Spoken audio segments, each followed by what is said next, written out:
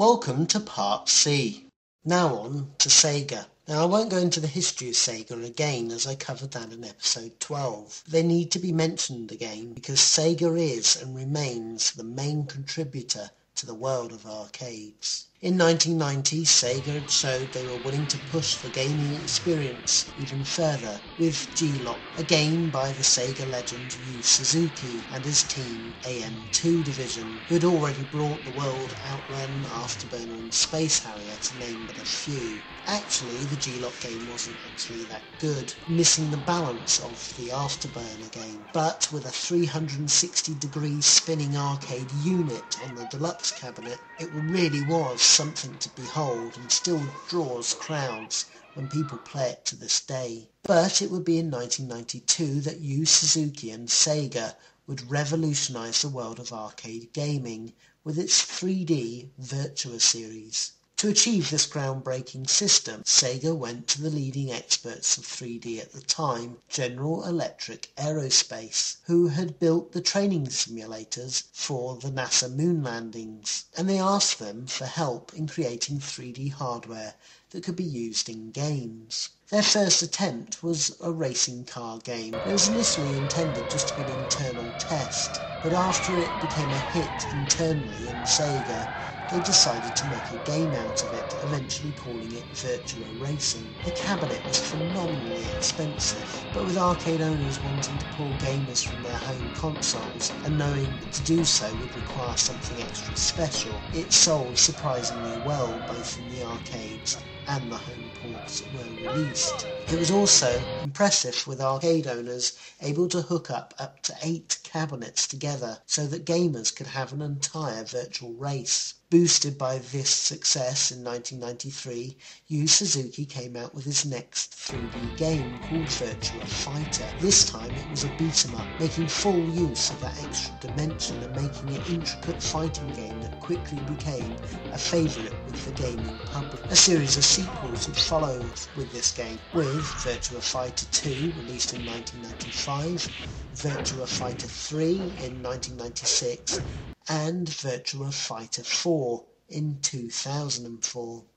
Each improved on the character roster and the graphics, with each release also honing the gameplay mechanics to perfection. The next Virtua series was released in 1994 and called Virtua Cop. This time Yu Suzuki and his team did a 3D variant of the light gun on rail shooter like Operation Wolf, but using the 3D to full effect, really putting you in the thick of the action. They again did a sequel released in 1995 that continued that sublime gameplay. Then in 2003 they released Virtua Cop 3, taking the game even further forward. But back to 1994 and another game they released, Virtuous Strike again. This time taking football but making it fully 3D, and using many of the techniques that FIFA and Pro Evo games do years later. Sequels would follow for this game as well, with the second in 1997 and the third in 2001. And finally the fourth released in 2005. Finally, in 1997, there was a newly created hitmaker division who came to fame originally as AM3 in 1995, with the fantastically popular Japanese hit Cyber Troopers Virtua On games, letting you take control of a cyber robot warrior. The final Virtua series would be released called Virtua Tennis, and offering an unsurpassed tennis experience for the time. Again, a sequel would follow in 2001 and the third in 2005, and again each updating the player roster and refining the game mechanics with each iteration. There were many other Sega arcade games released over this period. A few of my favourites are as follows.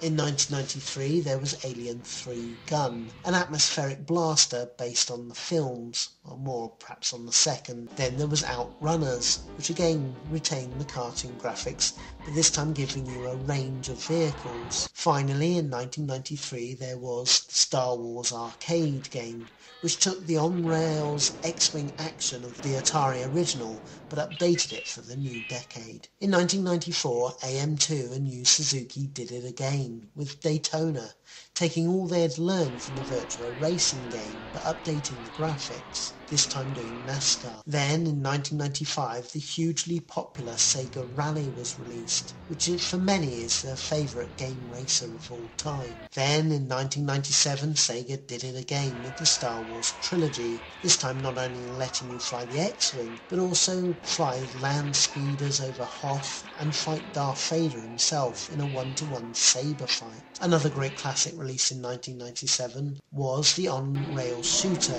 that added zombies with the brilliant House of the Dead series. The game may be quite basic for today's eyes, but back then it really was amazing. Its sequel would come the following year on much better hardware, and so it was a massive ramp up of improvement to the game's graphics. This actually remains my favourite on-rail shooter to this day. In 2002 a third game was released for House of the Dead, replacing the handgun with a slow but messier shotgun, and kept it feeling fresh while still being a great blaster. Finally in 2005 House of the Dead 4 would be released, this time giving gamers an Uzi to take out the slobbering brain munchers. In 1999, Yu Suzuki released Ferrari F355 Challenge, a great simulator driving game. Oh, and there was also Crazy Taxi this year, being a madcap race around the city to pick up customers and drop them off in one piece. Then in 2000 there was Star Wars Racer Arcade that took the cool futuristic kart racing from Star Wars Episode 1 and lets you take part in the race yourself. This was a great racing game with a phenomenal feeling of speed. Sega, of course, still continue with great arcade classics, releasing Outrun 2 in 2003, a brilliant update of the Outrun game, and Afterburner Climax, released in 2006, which was another great update of the Afterburner game. They still carry on with Sega Racing TV, released in 2008, which is another Yu Suzuki classic that you ought to play. Of course, it wouldn't just be Capcom and the other developers we mentioned. All the big players wanted a slice of the beat-em-up action, and Namco was no different. For in 1994 they released Tekken, and the brilliant sword-wielding Soul Calibur, released in 1999.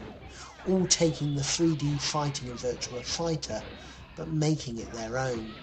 Namco would also release other gems at this time, like the brilliant Ridge Racer games, that you race round high-speed, interesting circuits. If that wasn't enough to make you weep with joy in the arcades, in 1994 they produced a full-scale Ridge Racer cabinet that let you sit in a real Mazda MX-5 with a huge 10-foot screen in front of you. As a kid growing up, this really was the closest that you could get to feeling you were driving a car. A sequel would follow in 1994, but it did little to push the game series onwards, being really more of the same. Another developer that released a beat-em-up that we should mention is Tecmo, who released Dead or Alive in 1996. This is one of my favourite fighters, being both fun and full of humour. And let's not, of course, forget the realistic boob bounce physics that they have in the game. That's the end of Part C. Please go on to Part D.